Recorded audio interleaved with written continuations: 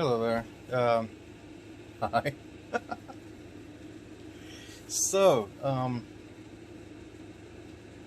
last night, immediately after recording, uh, I hopped in the shower.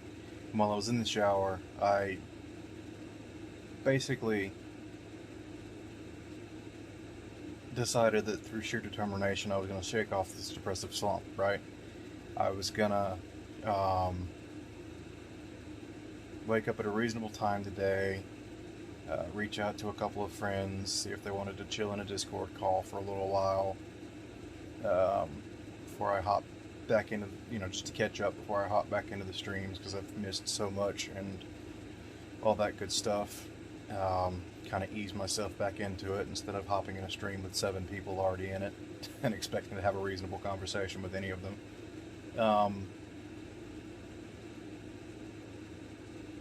and by that I mean not that we can't have them, but like I'd like to have a more in-depth conversation, and a stream like that, and they're practically a public forum. So, you know, I'd like to have a actual one-on-one conversation with them and not attempt to have that while other people are present or while they're trying to play a game or something like that. It's going to do that, and hopefully that would set me up to be. I was going to like say commit to being commit to joining a stream twice a week at least. I think doing it every day for so long burnt me out socially, and that coupled with a nice little bout of seasonal depression and topped off with the absolute devastation of January 6th, um, just kind of shoved me into a nice little hole that I was content to not come out of for a while. And moments like yesterday, when they really come to a head, are when they're kind of like make or break for me. I either make up my mind that I'm not going to let it control me, or it settles. I settle in for a long run one, going from 2 weeks of pre-major to indefinite, basically. Um, and then I slept for 14 hours. So I slept hard. How do I know I slept hard? Um, I sleep in some odd positions, especially when I'm trying to get warm. So, like, I had my hand and arm pinned under me, knowing that I'd usually shift in my sleep. Nope. Woke up 8 hours later, both arms shoved up under me, haven't moved, have not moved. I sleep on my stomach, so kind of like, you know, had to do it to him position, but lower and hands not connected. Um, then so like I remember it was after 3 o'clock, but I'm pretty sure it was before 4 o'clock. I rolled over around 9, I think, and I had come off of like a ridiculously vivid dream. Uh,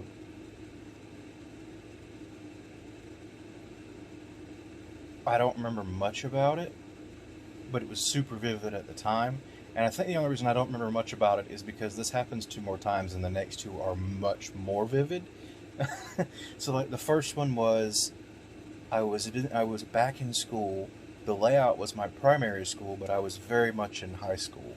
Um, so already that's throwing me off.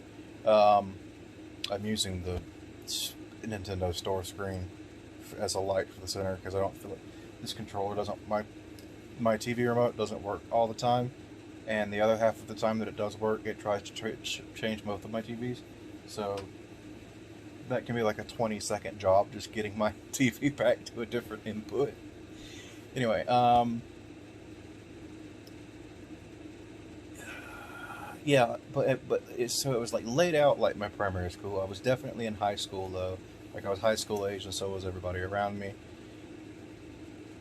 But the classes were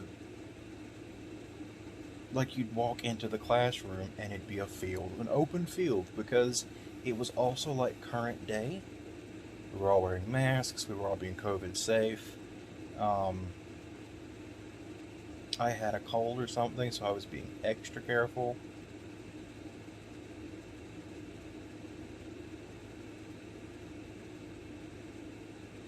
Then there was... Were these two, or did they blend into each other? I think I'm blurring them together with the next one, because I wasn't awake very long that first time. But like the big things I remember from the next one, and it may have just been that the original dream just sort of transitioned into this, was um, I was dreaming that I was dreaming that. So I was having a dream, and in the dream, I was having a dream that I couldn't stop spinning. Like, imagine you're playing a first-person shooter, and the right stick is constantly pushed to the right, so your character's constantly spinning, and you can kind of slow it down sometimes, but moving forward is a chore. It just that's what I was, and I'm like in the dream.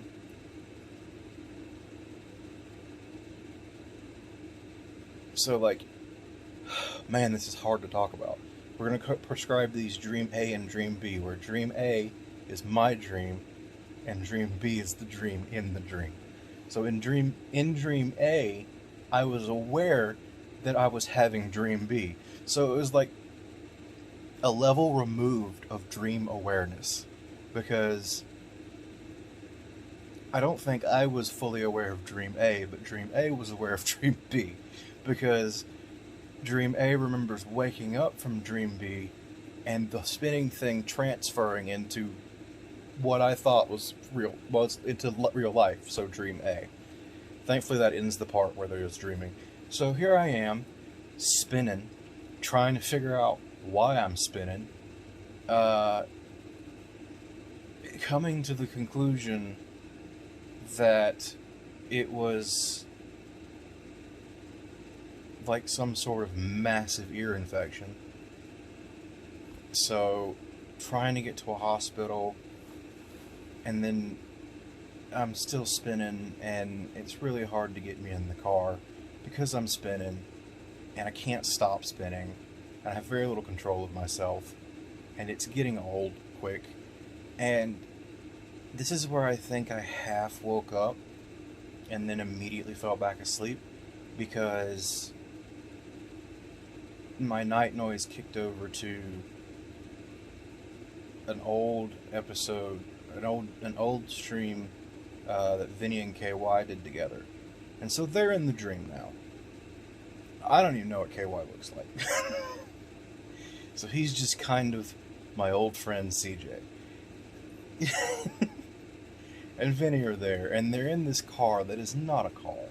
It's more like if a child's Jeep was an actual Jeep. So it's like 2 seats, and then like a rack in the back, and for some reason Vinny and KY are just in the rack. And I finally get strapped into the first seat, and it's fully open on the top. We drive, we finally get to the hospital. Great, awesome, finally gonna get this taken care of. Except that we go into the hospital, and it's not a hospital. I don't know what it is. It's like a mall lobby or something. And then like some dude walks up to us, and my mom pulls me away from her. I'm not spinning anymore at this, not as much. The spinning has become sort of under my control. Instead, I just keep doing like this. So instead, I think I'm just more like I'm drunk. But yeah, some dude walks up to us that my mom insists is distant family who's bad news. Okay. So we get drug away from what I was under the impression was the check-in desk at the emergency room, and it's no longer an emergency room anymore. We're at some, like, I don't know if it was a restaurant, but there were long tables of food, and we sit down, and I drink what I think is water. It's vodka. I drain it anyway because at this point, Dream Me is like, fuck it. And I don't blame him. And then, to top it all off, uh, a dude with a gun breaks in, and I manage to take his gun from him. But as soon as I do, I get a very. I get. Something happens to me that happens a lot to me in dreams, which is now I'm just stuck, sort of flying 2 stories up. I can't get lower. I have some level of control over it, but it's a bit rubber bandy where, like, when I want to stop, I kind of swing out and I shoot and kill this man, and more show up. And at this point, we're outside again, and none of the previous dream has remained except for the person and the gun, and I'm flying now.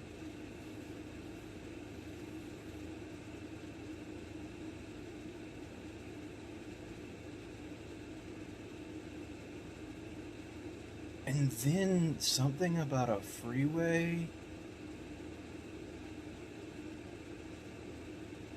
a mix of an old dream I've had before where for some reason I'm on a freeway going somewhere when the results of the 2020 election are finally called, and a fight breaks out on the street between a bunch of Trump idiots. They're fighting each other, mind you. I just don't know why. They're that stupid that would happen. Um, it was kind of like that, except someone I went to high school that I never associated with, no good or bad association with this person, was also there, and I was protecting them with my very life, and I think we were in a giant whale. I believe that was our car. The whale may have been my dad, or dad may have also been in the whale. Dreams was weird last night. Let me.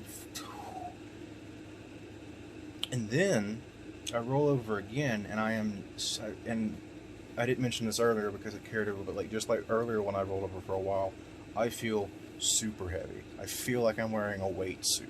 I don't feel like I can move. It feels like I've only ever really had sleep paralysis once, and I was young. I was like 13, and I thought I was being possessed by the devil.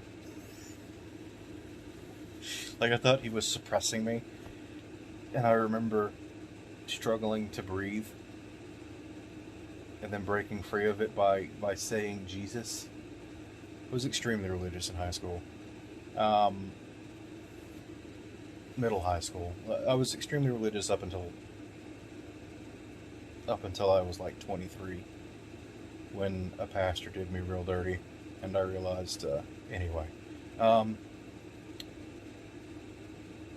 I think it was like similar to that, but it was like sleep drunkenness. Like, instead of paralysis, I just felt really drunk. Like, stupid, super heavy, head kind of spinning, don't really have a center of gravity anymore. So I just rolled over and laid back down. And this is when I had, to me, the weirdest dream. Um, because it was me and my parents, my first girlfriend, her biological parents, because they had split. So it was her mom, and it was her dad and her stepmom on that side. We went to Tokyo, which was just a theme park, but it was definitely Japan, but it was just a theme park. Like, I don't know. I don't know if I'm explaining this very well. It's like if Orlando was just Universal and Walt Disney. That's all that existed there. There was no town. You went there, and it was just you were either like you were in the theme park the whole. So that's kind of what it was like. And we're like trying to find our hotel, but for some reason I keep switching places with her dad because we're not in a car. We're in like a wagon, and one of us has to pull it, and I'm pulling it barefoot, mind you. Um, And we end up getting split up, and it's just me and my first girlfriend, and we're trying to find our hotel, and we think we found it, and then we manage to miss it somehow, like kind of like missing your exit on the interstate. And then I take a wrong turn and end up stuck on a Ferris wheel, and I run into a worker, and both of us are very confused. And for some reason, me having managed to accidentally get on this Ferris wheel means this worker has to disassemble it now. He has to take it apart completely, and he's pissed. But I'm too confused to care, and I just kind of leave. And all parties seem to be okay with that. So then we leave, and then we end up like in a zoo section, except it's more like a safari. And here again, I'm barefoot, and so is she for some reason. And I'm carrying her on my back. And we're getting chased by snakes. Lots of them. But I also want to say, like, and instead of a safari, I think we ended up like in an enclosure, because I kind of remember there either being other people also running from the snakes, or people on the other side of glass, although it looked more like plastic tarp, watching us get chased by these snakes. So we think we get away, but she's got a mark on her foot, and we don't know what it is, and we're concerned she's been poisoned. And then we run into a person that I swear I knew, but I can't remember anything about them now. And then we find our hotel, and we find our parents, and we tell them we've got to go find poison control or something.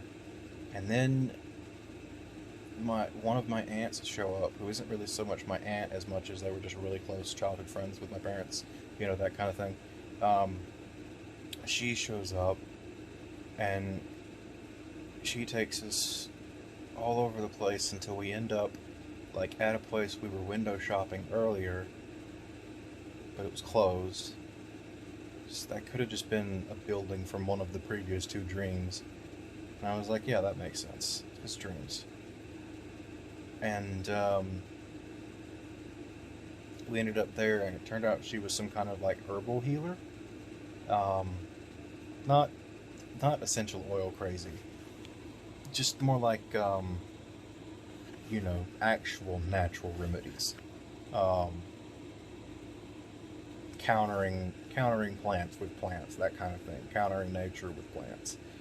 And we enter this extremely long process of trying to find out what she's been poisoned by, because somewhere along the line we were convinced now. And like I remember being strapped to a table, and then I remember her sitting in like this indoor stream with my ex. And then I remember her mom going insane and having the Monado from Xenoblade for some reason. But I took it from her and hit her with it, and it made her stop being an asshole.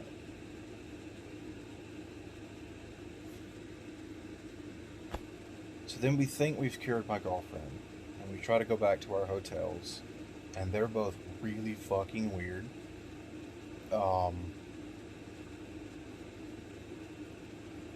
Hers is like a digital hotel, and she has to do this weird hand symbol on a holographic box so that she can be allowed in the box, which is actually an elevator.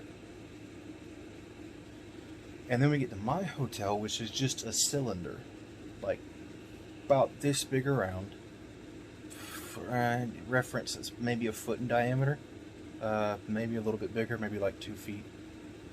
That goes way up, and when you're near it, you can fly again, because that happens so often in dreams, at least in mine. Barely controllable flight. And like I can fly up to it, and like You can fly up to the outside of the cylinder to load your luggage into your room. Now do that, and then you have to go all the way back down and get in a normal elevator to take you up to your room. So you just go to your room on the elevator.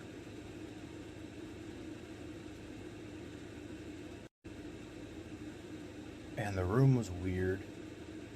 It was more like the penthouse on a skyscraper.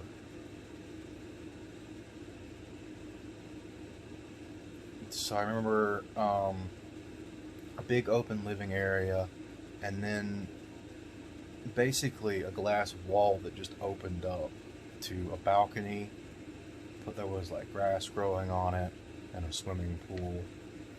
My dad's there again, and he's extremely disappointed in me, and I don't know why. I was under the impression that me and my ex had snuck off at some point, but in reality we just got lost. I don't know, man. It was some weird ass fucking dreams. And they have had me heavy and feeling weird all day.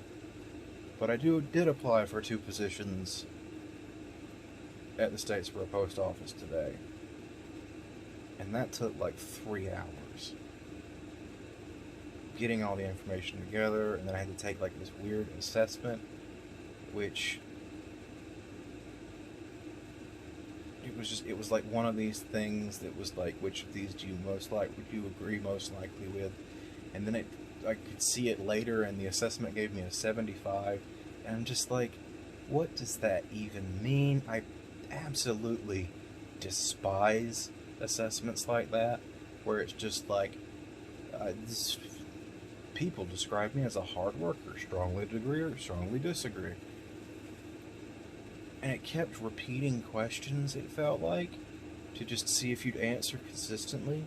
And it makes me wonder if like that was the idea of it, to see if you'd answer consistently. But the questions themselves were so nebulous. Like, you had like 2 ends of a spectrum. I prefer to work on a high stress environment, or I prefer to work in a steady work environment. And you had like somewhat and strongly agree into either section, and I'm just like, how do you answer this? Because let's say it's one of them was like, I always take times to help my coworkers with their problems, or I prioritize myself and others should do the same thing. And then so you had strongly agree, and kind of agree, and then there was no middle ground. So like, the way I interpreted it is, if you strongly agreed to one, you gave no consideration to the other option. So like, I would say I somewhat agree with helping my coworkers, because it is the way I work. 9 times out of 10, I will, if I think I can still finish my own workload, I will bend over backwards to help my coworkers out, because if I'm ever in the reverse situation, I want them to be as kind to me.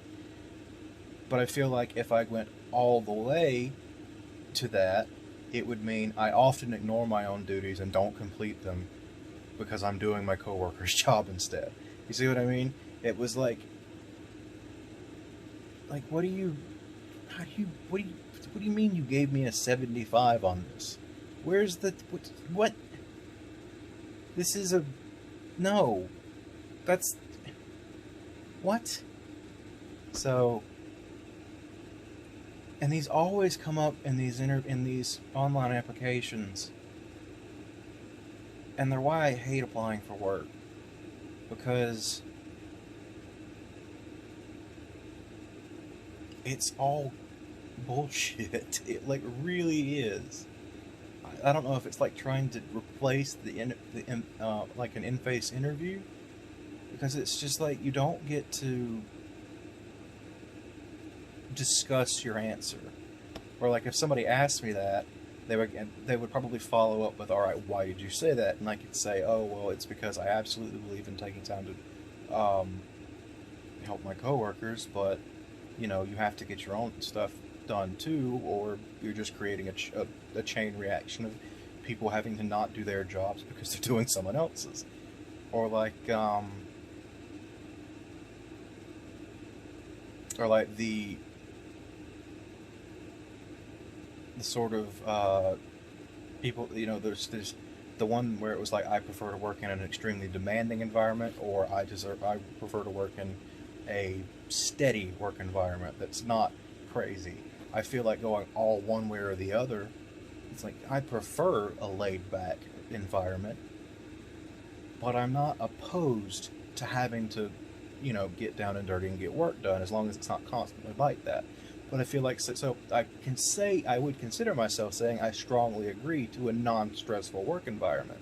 But if I did strongly agree with that, I feel like I'm telling them if this is a stressful workplace, I'm not even going to give it a chance.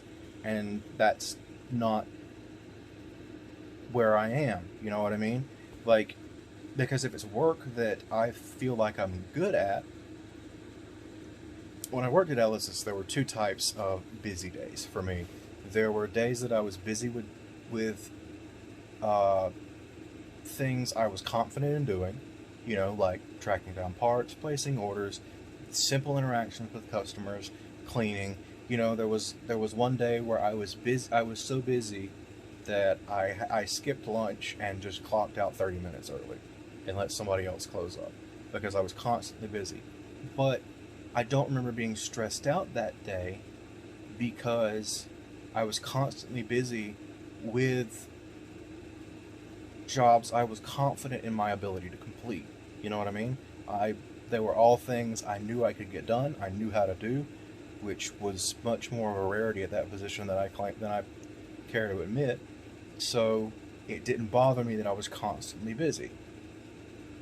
Whereas there were other days that I might only have one task that day, but I didn't know how to do it, and so it like threw me off so bad because it was something that I don't know how to do, that the owner's just laid in my lap. The guy, my general manager's not here to help me. No one's here to help me. The owner's just told me to get it done under the assumption that I know how, because other people in the building do know how, and it's not like the general manager ever had time to do actual training because he was too busy doing literally everything else. So it was just like, it was. So that one thing that maybe took up an hour and a half of that one day was much more stressful than the day I was working pretty much nonstop from open at 9 a.m. to 5:30, half an hour before we closed. Didn't get lunch. It was raining, so I was half wet half the time. But I would rather do that day again than the days where where something was just laid in my lap that I had no idea how to deal with.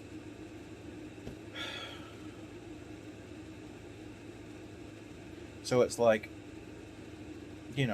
working at a post office, for instance, or even delivering mail.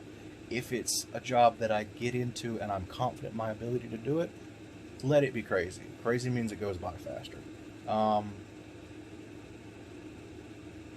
But if it's going to be sort of challenging, high stakes work, I prefer not to. I'd prefer the ability to calmly assess it. Because, like, when I talk about that one thing that I didn't know how to do, generally I was asked to order something that was outside of our usual distributors. We had a few constant ones. We had like Stag and Dometic and not Thetford. That was a brand of toilet. Anyway, we had like three or four that I was pretty much on a first name basis with our representatives at, because I knew them so well. And then there was stuff where I'd have to go like directly to manufacturers or to specialty places that I didn't usually work with, and these were usually for parts or even whole units that cost $600, $700, $800, $1,200, $1,500, and I've never spoken to them. I'm not convinced I'm ordering the right thing because I know nothing about RV refrigerators except that they are annoying and complicated, and if I ever have to deal with one ever again, it will be too soon. Um,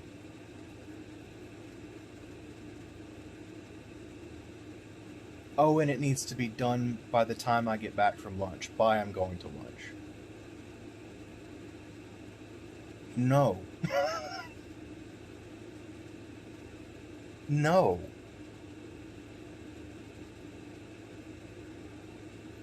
No.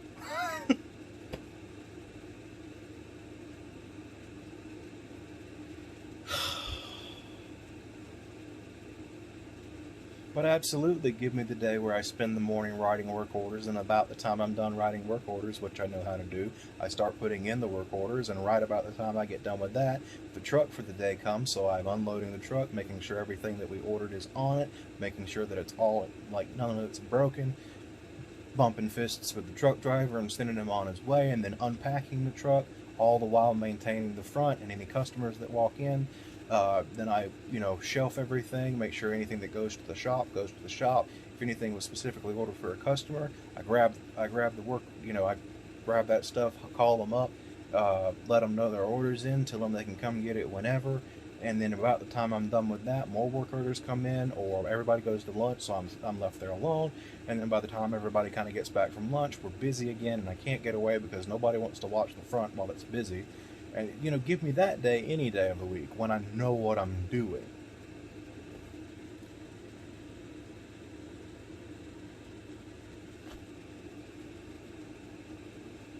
Yeah.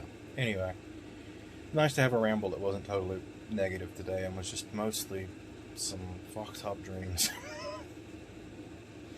I am kind of in a weird hole right now in that after finishing Xenoblade, I'm coming off of this thing where I've had these giant games waiting on me.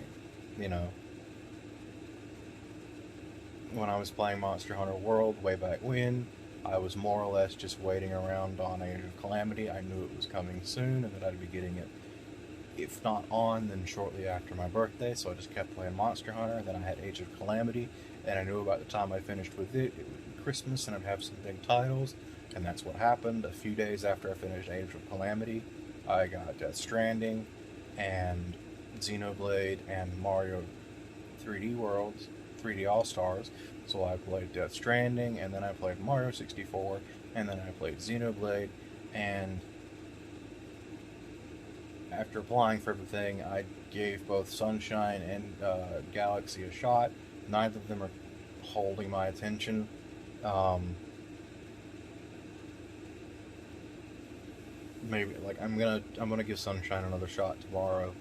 Um, but it's not really holding my attention. Yesterday I gave Hollow Knight a shot. It's not holding my attention. I just don't know what I want to do now. I might go back to Monster Hunter. I probably should. Um, because I didn't finish Iceborne. Probably what I'll end up doing. Just screwing around, seeing if I get back into it, seeing how it plays on a Pro Controller. Um,